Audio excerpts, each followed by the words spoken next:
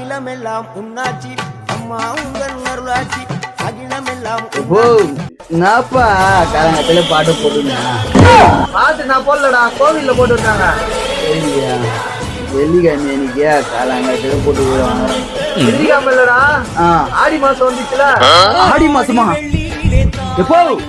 என்னப்பா சொல்றா ஆடி மாசம் வந்துச்சா ஆமாடா இன்னைக்கு ஆடி 1 எப்போ ஆடி ஒன்னாப்பா